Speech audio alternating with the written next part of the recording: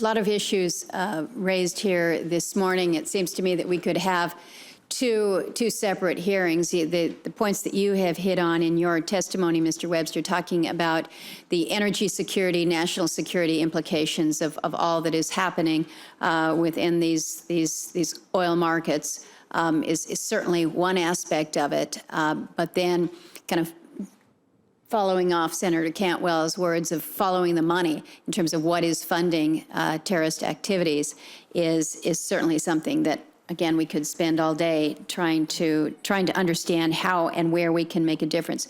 Mr. Harrell, I want to begin with you because you have kind of helped break it down in terms of how we see the financing. Oil is a very significant piece, as we have mentioned, maybe about 40%, but this other category is also quite substantial. You have suggested that one of the better ways to choke off the supply of funding is to escalate military targets, but you also indicated that you don't feel international sanctions can be that helpful.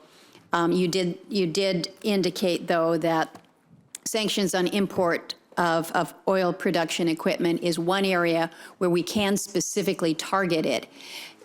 We try to figure out here what sanctions may or may not be effective.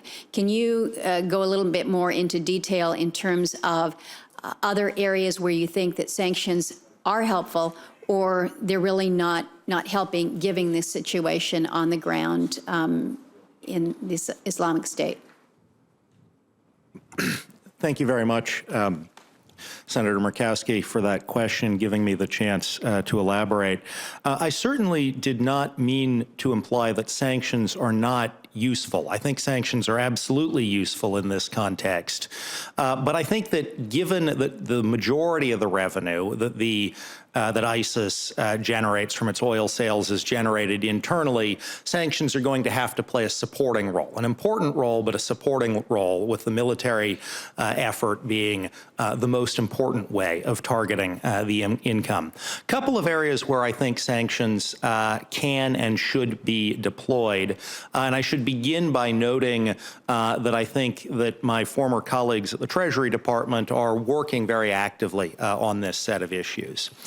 First, as I discussed, there is some oil seeping out from ISIS-controlled territory into adjacent countries. And clearly, both the U.S. government and our partners should be taking every step they can, both to seal the borders and to destroy the oil coming out, and should also be working to impose financial sanctions on the buyers of that oil, whether in the Kurdish autonomous part of Iraq, in Turkey, in Jordan, or elsewhere.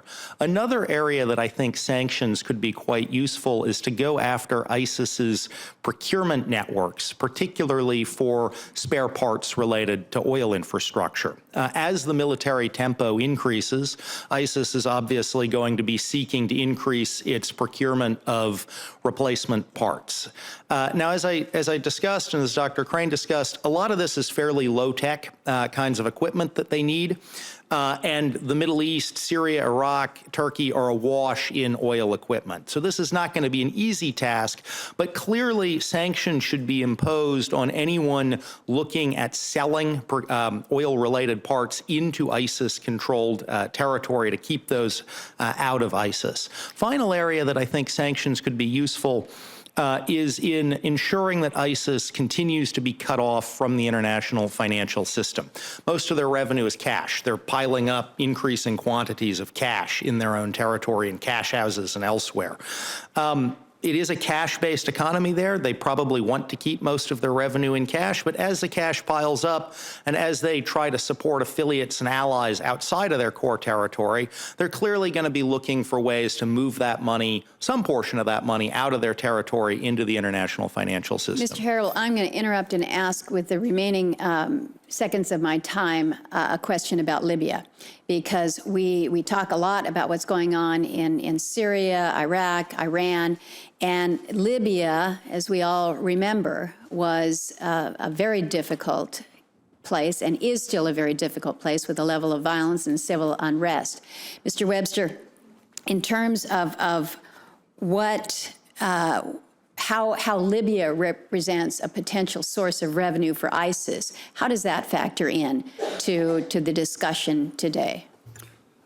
Thank you for your question, Chairman Murkowski. I think it is actually quite important. Realize that Libyan production before the civil war was 1.6 million barrels a day, which of course dwarfs the 30 or 40,000 barrels a day that ISIS is controlling now. Right now, because of a variety of issues within the country, it's about 300,000 or 400,000 barrels a day. But obviously, there is still an immense amount of upside in terms of production out of Libya. Additionally, Libyan production, as I think you said in your opening comments, is light sweet oil, which was actually a shortage of that was actually one of the drivers for driving up prices in 2008. My understanding is ISIS has got a foothold in Sirte and is seeking to control some of those terminals and some of those other access ways for oil. So it is a big concern in terms of both the amount of oil and then what ISIS could potentially do with that, particularly as that could then be pushed into and allow them to create additional energy attacks in Algeria, Egypt, and other places from within Libya. Thank you. Senator Cantwell.